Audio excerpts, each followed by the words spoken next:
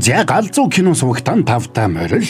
Энэ удаад хэдүүлээ үлдсэн нэг амталгаагаас сонирхоод үзэх гэж байна. Борон постэр хэлсэнтэй энэ сар 3 киног амталгаа болгож ярьж өгнө гэж тэгээ хоёрыг ярьсан байгаа. Тэгэхээр одоо үлдсэн нэгэ та нартай ярьж өгөх гэж байна. Ямар киног амтлах гээд байна вэ гэхээр 2024 онд гарсан Night Flower гэх энэ галзуу кино. Тэгэхээр манайхан амталгаа шүү, амталгаа. Амталгаа нь яах вэ гэхээр штэ. Мөрөн эхний нэг хэдэн анги ярьж өгөн тэгээ та нарт сонирхолтой санагдах юм бол цаашаа үргэлжлүүлээд Sky Media Go Plus-ын видео сангаас үзнэ л гэсэн үг. За тэгэхээр ойлгомжтой энэ галзуу цувралыг Sky Media Go Plus-тай хамтран хүргэж байна. За тэгэхэд сабатраг бол саба, дарсан бол лайк дарахтал болоо явчихж байгаа юм. Нэрэ галзуу сервис сувагтан сабадарч нэг дээрээ олон галзуу цувралууд ороод эхэлсэн байгаа шүү манайхан. Ингээд амталгаандаа хэдүүлээ орцгоё.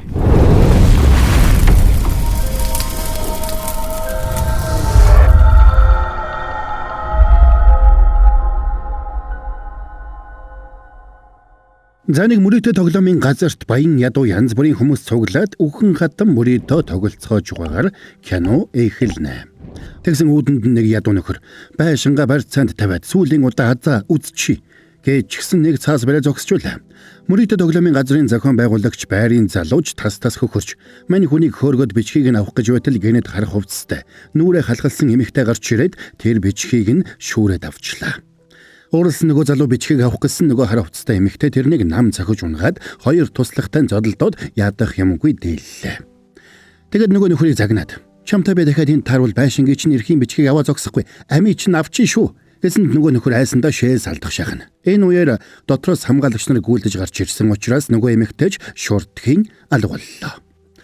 Зарим байшин дотор томчууд том бооцоо тавиад мөрөөдөө тоглож байна. Гэвч тэдний нэг нь бусдыгаа заллах гэж яваад үйлдэл дээрээ баригдаж орхино. Тэгсэн яг энэ үеэр хамгаалагчдаас зүгтааж байсан хар хувцастай эмэгтэй маань тэдний өрөөлөө санамсаргүй хороод ирлээ. Тэгээд бандсандаа буцаад гарах гэсэн сэлмээ барьсан хамгаалагч нар тэрний араас өрөөлөө ороод ирлээ. Энийг харсан нөгөө ловирчин өөрийг нь барихаар ирлээ гэж бодоод хутгаа савгуулж хажууд зогсож байсан хүнийхээ хүзүүнд тулгаад барьцаалах гэж оролдсон ч нөгөө хар хувцастай эмэгтэй ширээн дээр байсан төмөр аягаар тэрнийг ухаан алдтал нь цохиодгоно.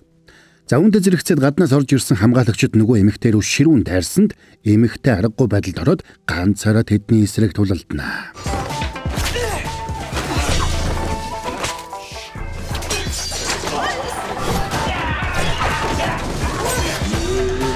Тэгсэн тулааны явцад өрөөнд тоглож байсан хүмүүсийн нэг эмэгтэй хүн болохыг нь мэдээд тэрнийг хамгаалахар хамгаалагч нартай тулалдана. Гэтэл тулааны явцад үүрцээж шөнийн хөл хорой зогсож байгааг зарлсан хонх дугарсанд нөгөө эмэгтэй залуугийн дэвүүрийг шүүрч аваад дайралтаа улам ирчимжүүлж тэндээс гараад хар хурдаараа зогтлаа. Тэгэд гүйсэр гэртээ эрэхтэн хадам ээж нь тэрнийг хайчихсан явжуулаа. Сандарсан эмэгтэй ээжээсээ төрүүлээд мөргөлийн өрөөнд ирээд гашуудаж байгаа дүр үзүүлнэ. Чи шүнжин энд байсан уу? Таны гашуудлыг би яахан гүйцэх вүлээ? Нөхрийнхөө гинтийн үхлийг бодохоор би яахан дулаан орондоо амарч чадах вүлээ. Тэгсэн ханцууны цус болсныг анзаарсан тусалх нь тэрнийг өрөвдөж байгаа царай гаргаад ханцууг нь хаалхалж тэрвэрч авлаа. Бид оюун санаагаа цэвэрлэхийн тулд өөрсдийн үг яриа үйл хөдлөлөө цэгэнж байхыг күнд сургасан. Тиймээс чи идэж уухаа багасгаж зан чанараа төлөвшүүлэхэд бүх анхаарлаа хандуулбал зохилтой. Юу? Өнөөдрөөс эхлээд өдөрт зөвхөн нэг хоол ид. Чихэрлэг зүйл идэхийг цээрл. Арайч за ойлголоо ээжээ. Мань эмэгтэйг Йохва гинэ. Тэгээд өлсөж өөхөх шахаж гэдсэн дугарсаар хоцорсон Йохва хадам ээжигээ гармагт суун тусаад уйлган жихэллээ. Харин туслах нь болох Йонсун шархыг нь цэвэрлэж өгөнгөө хөл хорооны үеэр нууцаар гарч яваад байгааг нь хадам ээж нь мэдэхгүй гэхээс үхтлээ хайж байгаагаа хэлдэг. Йохва ч найз бүсгүйгээ олж уулзахаар явсан гэж тэрэнд худлаа хэлнэ. Та болгоомжтой байгаарэ. Энэ удаад хашаад авж угаад гараа зүссэн бололтой. Дараагийн удаад гараа хугалчвал би эцэгтэд юу гэж хэлэх вүлээ? Өнөөдөр ч бас л үзээтэй байлаа шүү. Хаа сайгүй сэлэм эргэлдэй адил. Би өөрөө дунд нь эргэлдэй адил. Юун сэлэм блэ? Та сэлмэр байлцсан юм уу? Үгүй, сэлэм биш ээ. Гэхдээ л би өнөөдөр өөрийнхөө талаар нэг зүйлийг олж мэдлээ. Би 17 хүнтэй тулалдаад яллаа штэ. Эцэгтэй. Өдөр болоход өчигдөр орой мөрийтэй тоглоомын газарт тоглож байгаад Йохвад тусалсан нөгөө залуу даргийнхаа өрөөнд зогсож байгаа харагдана. Тэрнийг Сухог нэ. Сухо нас залуу боловч шиг маш авьяаслаг мөрдөгч болох нь тэдний ярианаас нь тодорхой болдог. Тэд хотын хамгаалтыг хариуцдаг албаныхан байлаа. Гэвч дарга нь тэрнийг өөрсдийнхөө хөдөлмөрийг талаар болгож барьж авсан гэмт этгээд цагдаа нарт сул өгчихсөнд ууртаа байлаа. Санаа зовлтгүй ярихмэ. Цагдаа нар тэрнийг хуулийн дагуу шийтгэн. Хөө тийм үү? Чи чинь күнзэд хүртэл сургаал айлтах төвшний хүн юм шив дээ. Ачааны хүндийг үүрчээд магтаал сайшаалыг нь бусдад өгөтл. Агуу хүн юм а. Тэгсэн шөнийн хөл хорооны үеэр нэг нууцлаг хүн хотоор хэсүүчилж янз бүрийн хэрэг төвөгт орооцолдож байгаа нөхцөл байдал тогтоогдсон гэдгийг сүүхөө дарагдаа илтгэсэнд тэрнийг чи тэгээ цагдаа нараараа бариулахгүй юу гэд халгаасангүй. За тэгээ сүүхөө тэр хүнийг барьж авахар шийдэж хамтрагчдаа тусгай даалгавар өгч урд шөнө мөрөөдө тоглоомын газарт үүмэн дэгдэлсэн хар хувцастай нүрээ халахалсан хүний талаар мэдээлэл цуглуулах даалгавар өглөө. Сүүхөөгийн ах Юнхак бол эзэн хааны итгэлд түшмэлээ. Юнхак Сүүхөөг баг байхад нь өргөж авсан байж үнэн хэрэгтээ Сүүхөө өөд болсон хааны үнэнч хамгаалагч Ийм Ган гэгчийн хүү байж. Гэвч тэрнийг Ийм Ганы хүү гэдгийг Юнхак эзэн хаан хоёр нууцлж ирсэн нь тэр байлаа. Юнхак эзэн хаантай шатар нааданга хааныг төшмлүүдийн зөвлөлийн уулзалтад оролцохыг ятгана. Эзэн хаан ягд ч юм эрүүл мэндээрээ шалтгаглаад зөвлөлийн уулзалтад орохоос татгалзаж байж. Үүнд нь ордны ахмад төшмлүүд битүүхэндээ дургуутдаг байлаа. Улс оронд нь 3 сар хур бороо ороогүй гангийн байдалтай байгаад төшмлүүд санаа зовж байлаа. Тэдний нэг болох 100 гарын ахлах зөвлөх өнгөн дээрээ хаандаа санаа тавьж байгаа юм шиг ёсрохуу байдалтай боловч цаагаараа хаандаа таагүй байгаа нь илэрхий. Яохагийн нөхөр нь өөд болсноос хойш хадам ээж нь тэрнийг үнэнч бэлэвсэн эхнэрийн ёсоор нөхрийнхөө хойноос гашуудахыг шаардах болсон байж. Тэгээд тэрнтэй адил байдалд орсон босод бэлэвсэн эхнэрүүд яаж нөхрийнхөө хойноос гашуудаж байсныг түүхэн сурвалжаас уншиж тэрнийг тэдний адил гашуудахыг шаарддаг байлаа. Тэдний зарим нь олон жил ууланд ганцаараа гашуудаж амьдарч байсан бол зарим нь олон хоног хоолгүй гашуудаж тэр бүхэл нэг нь эр нөхрийнхөө хойноос хавцал дээрээс үсэрч байж. Гэвч Йохва тэдний алийг нь хийж чадахгүй байлаа. Ёс төртэй бэлэвсэн эхнэрийн ёсоор эрдэм ном судалж суусан Йохва ширээгээд ирлээд унтчихжээ. Тэр унтах бүртээ хадам ихэн тэрнийг зүү ёсоор гашуудаж чадаагүй гэж буруутхан гар хүлээг нь тайрч хатуу шийтгэж угаагаар хардарж зүудэлдэг байж. Янсуна хэрвээ нэгэн үнэнч журамт бэлэвсэн эмэгтэй санамсаргүй хүнд түлхүүлээд нэг залууд тэмрүүлчихсэн бол яах вүлээ? Үхчил таарах байхдаа тэр чинь хэн блэ? Тийм л юм байна л да. Зүгээр нэг миний таньдаг нэг хүн байгаамаа. Энэ биер цагаа тулахаар ягаараа сэлэмнээс хүнд болчдөг байна. Тэгэд Йохва үнэнч журамт бэлэвсэн эхнэрийн ёсоор күнзийн сургаалаа үргэлжлүүлээд хуулан бичиж эхэлнэ. Ажуулахад туслах нь тэрний өмнөөс бүх хуулан бичлэгийг хийж өгсөн байна. Хариуд нь тэр эзэгтэйгээс 2 зоос хүссэнд Йохва тэрэнд дурамжхан өглөө. Янсун өөрийн гэсэн орон байртай болохоор мөнгөө цуглуулж байгаа нь тэр. Энэ үеэр хадам ээж нь худтайгаа уулзсангаа бэр Йохвагаа магтаж. Бэрман 3 жилийн туршид нөхрийнхөө хойноос гашуудаж өдөрт ганцхан хоолоор гол зогоож яваа гэж ярьж үлээ. Учир нь дотоод хэргийн сайдын бэр өөд болсон нөхрийнхөө хойноос хангалттай сайн гашуудахгүй байгаа тухай цуу яриа тэдний хүрээнийхэн дунд тарсан байж. Тэгсэн Йохва гал тоогоор сэмхэн гэдэж яваад нөхрийнхөө дүүд баригдчихлаа. Тэгээд тэр бушуухан чихээ бүгэлж аваад тэрний ярьсан бүхнийг юу ч болоогүй юм шиг чихнийхээ хажуугаар өнгөрүүлнэ. Гэвч хамгийн сүүлд тэрний хэлсэн "Миний ахыг өөд болоход чи ч бас үхэх ёстой байсан" гэсэн үг Йохвад хүн дээр тусдаг. Тэгээд буцаж явахдаа өөрт нь байнга жигнэмэг зардаг конны охинтой таарад аавыг нь асуусан охин "Манай аав мөрийтэй тоглоомын газар руу байрныхаа бичгийг авч яваад хаажуулахад буцаагаад аваад ирсэн" гэхийг сонсоод битүүхэндээ баярлалаа. Энэ үеэр мөрийтэй тоглоомын газрын эзэн тоглоом тоглуулдаг байрыг нь хэн нэгэн сүйтгэсэнд уурлаж хамгаалтынхнаа загинж угаад хар хувцастай багтаа итгэхэд гарч ирээд хаммаг юм сүйтгэж орхисныг сонсоод дэлбэртлээ уурлана. Та нар тэгээд харсаар байж юу ч хийж чадаагүй хэрэггүй. Тэр хэтэрхий хурдан байсан болохоор тэгвэл тэр чинь 7 жилийн өмнөх нөгөө хүн биш үү? Хамгаалагч тэнд хотын хамгаалтын албаны нууц мөрдөгч байсан гэдгийг хэлсэнд босс бүрж уурлаа. Тэгээд хар хувцастай нууцлаг хүн бас зүсээ ховилгож нууцаар нэвтэрсэн мөрдөгч хоёрыг яралтоолохыг хүмүүстэй тушаадаг. Энэ үед мөрдөгч Сүүхө харвалтын бэлтгэл хийж байсан ч чадварлаг тулаанч нууцлаг эмэгтэйн талаар бодоод анхаарал нь төвлөрж өгдөг. Тэгээд байгаа ерөөсөө онж чадахгүй байсанд тэнд байсан хүмүүс бүгдээрээ гайхацгаалаа. Орой болоход Йохвагийн хадам аав ордноос гэртээ ирлээ. Тэгсэн Йохвагийн хадам аав нь эзэн хааны 100 гарын ахлах зөвлөх Жисүн байж таарна. Зөвлөх Жисүн баг охиноо гэртээ түр ирсэн байгааг хараад "Чи одоо гэр бүлтэй эмэгтэй байж би тхийг ирлүүгээ дахин гүүгээд вэ" гэж дургуцлаа. Хадам аав нь охиндоо хатуу ханддагч Йохвад сайн ханддаг нь илэрхий. Тиймээс эхнэртэй Йохвад багч болов сайн хандаж байхыг захина.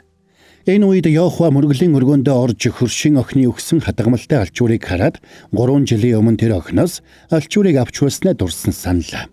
Нөхрөө өөд болсноос хойш Йохва гэрээсээ гарах хэрхээ бүрэн хасуулсан байжээ. Тэгэд охины авчирч өгсөн жимсний нэгийг нөхрийнхөө дурсгалын ширээний өмнө тавиад эхнэр нөхөр хоёр байгаа бүхнээ хуваах ёстой биш үү? Амтрхан идээрээ гэж хэлээд нөгөөг нь өөрөө иддэг.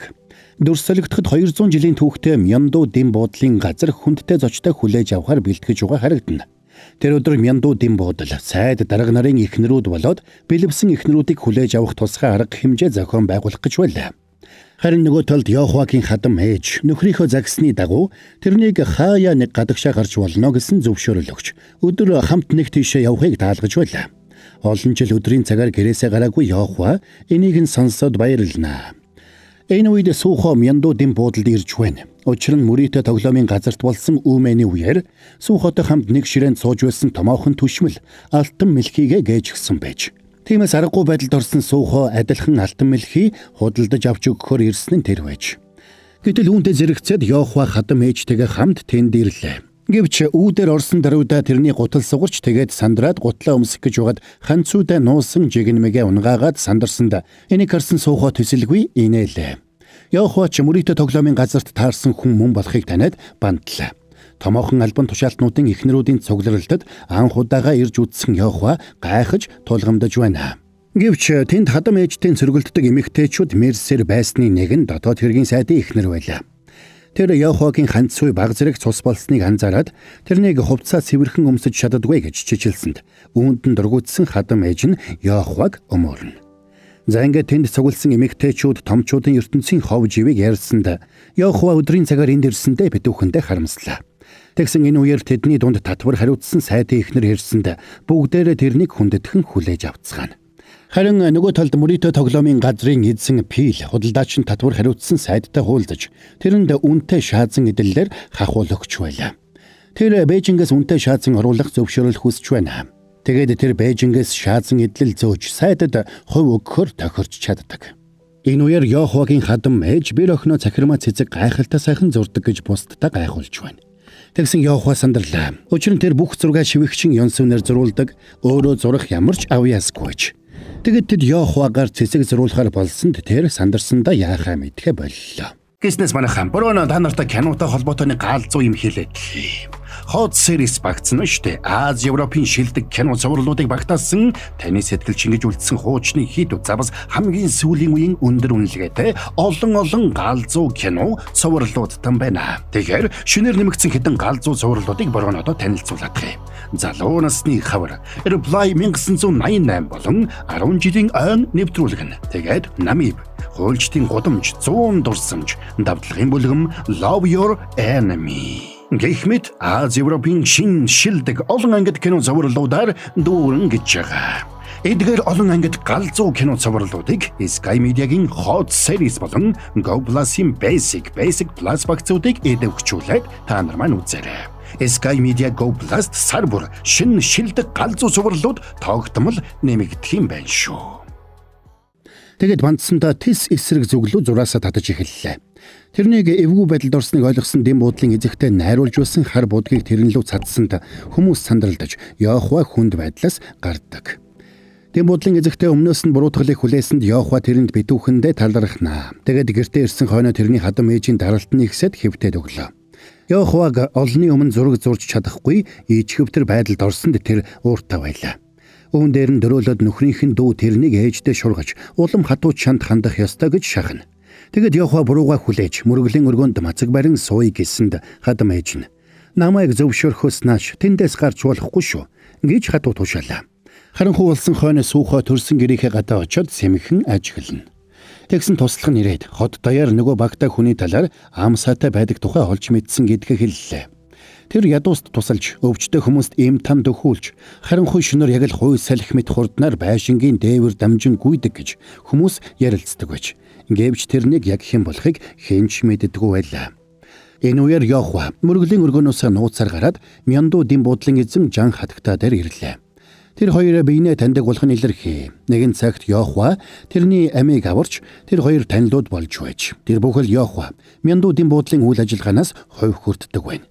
Йохватай уулзсан жан хатагтай тэрнийг ингэж нууцаар амьдарч ухаар эндээс алс хол яваад амьдралаа шинээр эхлүүлэхийг зөвлөсөн ч Йохва сургаггүй алга болсон ахыгаа ирэхэд эндээ байж байх ёстой гэсэн хатуу байр суурьтай байлаа. Маргааш нь Йохвагийн шивгчин Йонсун хотоор явж байгаад Йохвад байнга жигнэмэг зардаг конны мохны лангууг хинэгэн эвдээд хайцсан байгааг харлаа. Тэгээд ааваас нь хавлагтай хүмүүс ирээд охиныг хүчээр аваад явсан болохыг мэдээд Йохвад ирээд мэдэгдлээ. Тэр орой худалдаачин Пилийн дэм буудалд суухоо явж угаад өргөж авсан ахтайгаа санамсаргүй таарад тэр хоёр ойр зургийг ярилццгаана. Тэгээд ах нь тэрнийг өөрийгөө хэн гэдгийг бусдад мэдэгдэхгүй олонний анхаарал татахгүй байхыг хатуу санууллаа. Тэгээд суухог үхлүүд шарахта байхад нь олж гэртээ авчирч байснаа Юнсаг дурсан саннаа. Энэ үеэр Йохвач конны мохныг аврахаар Пилдийн буудалд ирж байлаа. Учир нь зээлийн төлбөрт ирсэн охтыг ихэвчлэн дэм буудалд ажилуулж угаад хэн нэгэн баян хүнд татвар эхнэр болгоод зардаг байж. Тэгсэн суухоо тэнд коннимтэй таарч охиныг тэнд юу хийж байгааг гайхаж асуулаа. Тэгээд охиныг дагуулад тэндээс явах гэсэн ч охин чаргууцалдаад явж өгдөг бай. Гэтэл тэднийг холоос харсан Йохва сандарч яарч очоод охиныг тавь. Охины төлөө хэдийг төлсөн ч хамаагүй. Би тэр мөнгийг чинь нугалж өгье. Гэсэнд суухооч тэрнийг таних шиг болж гарнаас нь барьж авдаг. Йохва хар хувцас өмсөж жан хатагтаа дээр очиод тэндээс хувцасаа солиод тэнд очсон нь тэр байж. Харин тэр тулааны эрдмээ багаасаа ахаараа заалгаж өссөн байна. Гэвч ах нь нэг өдөр тусгай даалгаварт яваад сураггүй алга болжээ. Харин ахыг нь эзгүүд авуу гах нь тэрнийг хааны зүүн гарын ахлах зөвлөхийн хүүтэй гэрлүүлэх шийдвэр гаргасан байлаа. Гэвч нөхөр нь хуримдаа ирэх замдаа дайралтад өртөөд амиа алдаснаар Йохва бэлэвсэрч хоцорсон нь тэр байжээ. Тэгээд суугаа тэрнийг бугууга зүсүүлсэн болохыг хараад хар хувцастай эмэгтэй байж магадгүй гэж бодсон бол Йохвач гараа татаж авах гэж ноцолдож эхэлнэ. Гэтэл тэр хоёрыг маргалдаж байгаа хосууд гэж бодсон дэм буудлын хамгаалагчид тэдэн дээр ирлээ. Тэгээд охиныг авмаар байгаа бол төлбөрөө төл. Гэсэнд мань хоёр ч хоорондоо үн хаялтаж эхэлнэ. Аргагүй байдалд орсон Йохва 500 мөнгөн зоос гэж хэлээд хэдвчтэй мөнгөө үлдээгээд охиныг хөтлөөд явсанд сүүхөч тэрнийг даглаа. Уралсан Йохва "Битгий биднийг дагаад бай" гээд шаагаагаа шидээд зугтсанд сүүхэн дэм буудлын эзэн Пил худалдаачинтай таарч тэднийг дагаж чадалгүй үлддэг. "Чи тэгэхээр миний тоглоомын газрыг бужигнуулсан нөхөр байх нэ? Хэрвээ чи дахиж миний тоглоомын газарт очих юм бол чамайг энэ удаагийнх шиг амархан явуулахгүй гэдгийг санаж аваарай. Төрийн албан хаагчийг ямар аимшиггүйгээр сүрдүүлж байна. Энэ хүн чинь миний дүү юм шүү." "Өө, таны дүү байсан юм уу? Чи чинь пак зөвлөхийн дүү байсан юм уу?" "Хэлэхгүй дээ. Хайхрамжгүй худалдаачин би осол гаргалаа. Уучлж ажаам уу." Энэ үед Йохва конны мохныг жан хатагтай дэм буудалд авчирч тэндээ үлдээхээр жан хатагтаатай тохирч байлаа. Тэр орой дэм буудлаас гарч явах замдаа Сүүхогийн ах тэрнийг Пил худалдаачнаас болгоомжилж явахыг хатуу санууллаа. Харин Сүүхо Йохвагийн шидсэн гутлыг эдмүрийн баримт болгож аваад ажил дээрээ ирлээ. "Би чамд хэр их бэлэн мөнгө байна? Манай ээж намайг хичнээн ойр дотн байсан ч бусдад мөнгө зээлүүлж болохгүй гэж сургасан юм л да. Үгүй, өнөөдөр ганц шөнийн дотор 500 мөнгөн зоосыг юу ч болоогүй юм шиг үрдэг эмэгтэйг харлаа. Намайг тэрнтэйгээ танилцуулаад өгөөч." Маргааш нь Йохва өнгөрсөн бүхнийг нухацтайгаар эргэцүүлэн бодож эхэллээ. Тэгээд Сүүхото дахиж уулзвал байдал буруугаар ирэх юм байна гэсэн дүгнэлтэд хүрдэг. Харин Сүүхо хэдэн сарын цалингаас суутгуулад яхаа мэдэхгүй зогсож байна. Учир нь Пил худалдаачин дэм буудалд нь өөмэн дэгдээсний төлбөр гэж их хэмжээний мөнгийг тэдний байгууллагаас нэхэмжилсэн байж. Тэрэнд Пил худалдаачны царай нэг л танил санагдсан ч өмнө нь хаана уулзаж байснаа санахгүй байлаа. Ямар ч тач тэрнийг нөлөө бүхий хүмүүстэй сайн танил болохыг нь мэджээ. Учир нь Пил худалдаачин өөрөөс нь ерөөсө болгоомжлохгүй байгааг тэр анзаарсан байж. Энэ үеэр Сүүхогийн даргын охин Игён ирээд тэрнийг илэрхий сонирхсонд Сүүхон бандлаа. Охиныхоо нүрэмгийн байдалд санаа зовсон дарганч бушуухан охиныхоо амийг таглаад Сүүход даалгавар өгч тэндээс явуулна. Тэр өдөр конны охин Йохва дээр ирж өнөөдрөөс эхлээд мяндуу дэм буудалд ажиллах болсон гэдгээ. Урд шөнө нэг нууцлаг эмэгтэй ирээд өөрийг нь аварсан гэдгийг баяртайгаар хэлдэг. Тэгээд "Чоо эзэгтэй та энийгээ унгаачихсан?" гээд өчигдөр орой Пил дэм буудалд унгаагаад мартчихсан алчуурыг нь өгсөнд охин өөрийг нь таньсан болохыг Йохва ойлголоо. Тэгсэн Йохвагийн хадам аав нь эзэн хаанд бараалгаж улсын хэмжээнд гарсан томоохон шийдвэрүүдийг ёсчлон батлуулж байлаа. Тэнд нь хөшөө засварлах гэх мэт ажлууд багтсан байсан эзэн хаан орон даяар гам болж байхад энэ чухал хэрэг мөн гэж юу гэж дургуудсан ч ахлах зөвлөхийнхөө үгнээс зөрж чадсангүй. Тэр өдөр Сухог татвар хариуцсан сайдын гэрт очтол сайд нэг зарц өвгнөө сүрлэн дэвсгэрт боогод үүхтэл нь жанчуулж байлаа. Сухо тэрэнд алгуулсан алтан мэлхийг нь өгөхөөр ирсэн нь тэр. Сайдч тэр алтан мэлхийг өөрийнхөөс нь том байсанд баярлаад бошуухан "Миний гээсэн мэлхий мөн байна" гээд авна. Харин тэр зодуулж байсан хөгшний хувьд хайртай зургийг нь бохирдуулсан учраас шийтгсэн нь тэр байж. Гэтэл Сухог харахад тэр зураг нь зөв зүгээр байсанд тэрний дургүй хүрлээ. Энэ үед татвар хариуцсан юм сайд зарц өвгнөө ялахгүй зүйлээр шалтгаглан үүхтэл нь зодоод гаргаж хайсан тухай цуу яриа тарж Яохвагийн чихэнд хүрсэнд Яохва дотроо уурладаг. За тэгээ тэр шөндөө өвгний гэрт очиод нууцаар имтан үлдээгээд явна. Тэр өвгөн бие муутай ач хүүтэйгээ хамт амьдардаг гэж Сухоч зүгээр байсангүй ядуусыг дэмжих сангаас багахан хэмжээний будааг тэр хөгшинлөө илгээсэн байлаа. За тэгсэн Сухогийн хамтрагч ирээд Пилдийн буудлаас 500 мөнгөн зоосоор зарагдсан охины аавыг нууцлаг хар хувцастан сүрдүүлж гэрээ барьцаанд тавьж алдахаас сэргийлсэн. Тийм болохоор мөрөөдө тоглоомт хэд автсан аав нь охиноо барьцаанд тавьж тоглоод алдсан болохыг олж мэдсэн гэдгээ хэлдэг. Тиймээс Сухо маргааш нөгөө охиныг олж уулзахаар шийдлээ. Тэгэд охиноос "Тэр өдөр чам тусалсан эмэгтэйг таних уу?" Гэхэд охин сандарсандаа бушуухан амаа барьсанд учрыг ойлгосон Сухо. "Би учрыг ойлголоо. Чи энэ нууцаа хиндэж битгий хэлээрэй" гээд явлаа. Тэгэд охиныг ажилуулж үлсэн жан хатагтай дээр ирээд охиныг хэн авчирч өгснийг асуухад цаадхан царайг нь харж байгаагүй нэг хүн авчраад охиныг үлдээхийг гуйсан гэж тайлбарладаг. 10 настай энэ охин ингэж зовох ямар ч буруу хэрэг хийгээгүй. Мөрөөдө тоглоомонд донтсон ааваасаа болоод зовж байгаа охиныг төр засаг хуулиар хамгаалах ёстой байтал хинч тоохгүй байгаа нь эмэг нэлтэй гэж тэр хүн надад хэлсэн. Энэ үгэнд нь сэтгэл хөдөлж би охиныг эндээ цалинтай ажиллуулах болсон билээ. Хэрвээ боломж гарвал би тэр хүнтэй уулзмаар байна. Тэр хүнтэй дахиж уулзах хэсгээ би хэлж мэдэхгүй байна. Тэр өрөө Яохва хувцсаа солиод гарах гэсэн шивгч нь нууц зөрөөнийхэн түлхүүрийг авчихсан байлаа. Янсун эзэгтэйгээ баригдаж байна гэж зүүдэлсэн учраас энэ удаад явуулахгүй гэж гүрийгээд түлхүүрээ өгөхгүй хэсэг ноцолдсон ч аргагүй байдалд ороод түлхүүрээ алдна. Энэ үеэр хааны ордонд Сухогийн ах зөвлөх Юнхаг эзэн хаанда шин ном авчрах нэрийдлэр эзэн хааны тагнуулын мэдээг авчирч байлаа. Харамсалтай нь тагнуулууд хааны хайлгсан зүйлийг хараахан олоогүй ээж. Эхнэр нь 10 жилийн өмнө өөд болсон ч тэр цагаас хойш одоо хүртэл ганц бие яваа Юнхагд эзэн хаан санаа нь зовж тэрнийг яаралтай гэр бүлтэй болохыг сануулсан ч эзэн хаанаа санаа амар үлдээж болох үс болсон тэр цагт хүнтэй гэрлэх болно гэж Юнхаг хариулна.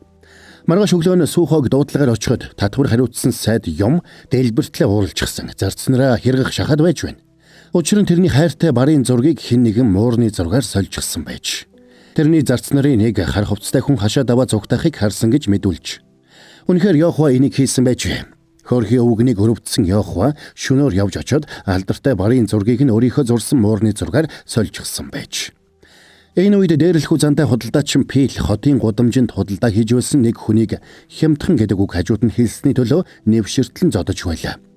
Энэнд нь ууралсан жан хатагтай явж очоод тэрнийг болиулна. Тэр хоёр бие биенээ эртнээс мэддэг таарамжгүй харилцаатай болох нь илэрхий. Худалдаачин Пил ч өөрт нь саад болсон жан хатагтайд ууралан хашгирч байснаа холгүйхэн юм сайдаа ихнэр зогсож байгааг хараад арай их юм бие барьдаг. Чи энэ суудалдаа хэр удаан сууж чадна гэж бодож байна. Миний суудалд санаа зовоод байгаа мó? Юу ч болдог вэ? Энэ суудал хизээч чинийх болохгүй. Энэ үед Сухо ажил дээрээ ирээд Яохвагийн үлдээсэн муурны зургийг ширтэж байлаа. Ямар тач нууцлаг баатар маань зураг зурч чаддгүй нэгэн болох нь илэрхий. Харин Сухогийн дарга тэр зургийг босогчдоос үлдээсэн сануулга. Ард нь ямар нэг нууц мессеж байх ёстой гэж бодож байлаа. Тэгээд хэсэг харцгаасны эцэст тэр муурыг хумсгүй байгааг анзаарна. Чи хумсгүй муур хулхантай адил гэдэг үгийг сонсч байсан уу? Энэ бол эрх мэдлгүй хаан ард иргэдээсээ ялгаагүй гэсэн утгатай үг. Тэгэхээр энэ бол хааны эсрэг урван тэрслэлийн илрэл байна. Та нар энэ хүнийг заавал олох ёстой. За мэдлээ. Юм сайдыг хахуултахад маш их мөнгө зарцуулсан худалдаачин Пил чин улсаас авчрах бараагаа саадгүй авчрахад онцгой анхаарал хандуулж тусалгуудаа алдаа гаргахгүй байхыг хатуу сануулж байлаа. Тэгэд өөрийнхөө баруун гарт нэг чухал ажил даалгасан нь сайдын гэрээс алгуулсан зургийг яаралтай олох даалгавар байлаа. Тэр өрөө Яохвагийн хадам аав нь тэрнийг гинэт дуудуулна. Чамайг маргааш сүм рүү явж мөргөл үйлдэнэ гэж бодоод өргөлд зориулж будаа авчрууллаа. Тэр өдөр маргааш гэдгийг та санаж байгаа хэрэггүй? Саналгүй яахав. Ах чинь эргэж ирнэ гэвэл би үүнээс ч их өргөл өргөх болно. Чамайг ахыгаа эргэж ирнэ гэсэн итгэлээр өнөөдрийг хүртэл бүх зовлонгоо төвчж ирснийг би мэднэ. Чи язтай юм. Ядаж л чамд найдвар байна. Ядарч байгаа байх. Явж амар. Гадамаавыгаа явсны дараа Йохва шаланд ороосоо нэг элдийг гаргаж харлаа. Олон жилийн өмнө Йохва хүчээр хүнтэй гэрлэх ёстой болсон тухайга бичсэн загтлаа ахтайгаа харилцдаг нууц газарт үлдээгээд явсан байж. Гэвч хурмынхаа дараа тэнд очтол загтлынх нь оронд хэн нэгэн тэр элдийг үлдээсэн байна. Тиймээс тэр элдийг ах нь өөрт нь өгсөн гэдэгт. Бас ахыгаа амьд гэдэгт итгэж явхалсан байж. Гэвч тэр цагаас хойш 15 жил болгоод ах нь эргэж ирээгүй л байлаа. Маргааш нь суухаа сүмд очиж ууд болсон аав ээж хоёрынхоо хойноос мөргөл үлдэж байхдаа тэр орой юу болсныг дурсан санана. Надтай хамт энд ирсэнд баярлалаа ах. Хэрвээ хамт ирээгүй бол дүүгээ тоосонгүйгээд аав 3 хоног өглөх байсан байлгүй. Ингээд тэр хоёрыг сүмээс уруудаж явах зуур зарцнараа дагуулсан Йохва уулууд өгсөд ирж байлаа. Гэвч тэднийг замдаа төрс саадаж амс хийх зуур тэр ууланд ногдож байсан ядуус тэдний үрч явсан будааг дээрэмтгэр дайрцгаана. Ядарсан хүмүүс болохыг нь ойлгосон Йохва тэдэнд ямар ч эсэргүүцэлгүйгээр будаагаа өгсөнд нөгөөдүүл нь гайхацгаана. Тэгсэн суухад тэднийг дээрэмдүүлж байна гэж бодоод яарч ирээд нөгөө хэдэг нэвширтлэн зодно. Йохва ч өөрийгөө тулалдаж чаддаггүй гэж бодуулахын тулд зариуд тэрнээс тусламжгүй хашгирч эхэллээ. Сандарсан суухач тэрнийг аврахаар яарч угаад тэр хоёр мөргөлдөж Йохваг тэрвэрж авахад мань хоёрын харц дахиж нэг удаа тулгарснаар киноны 2 дугаар анги конец фильм. За энэ түрээд энэ галзуу цувралын амталгаа тайлбар маань дуусч байна. Блогийнхэн та нартай ярьж өгсөн амталгаа маань таалагдсан бол та нар маань яахаа мэдж байгаа ойлгомжтой. Sky Media Go Plus руу ороод үзчих нь шүү дээ. Галзуу easy байгаа зү. За тэгээд дахиад хэлье. Амталгаа дугаар шүү манайхаа нэхэд байв. Хариулт нь Sky Media Go Plus л байгаа шүү дээ. Та нарыг ойлгосон гэж найдаа. За тэгээд та нар маань сабадраагүй бол саба, даарцсан бол лайка дарахтал тэгэл молоо явж байгаа юм шүү. Хэдүүлээ тэгээд дараагийн бас нэгэн галзуу киноны тайлбараар эргээд уулзцгаая.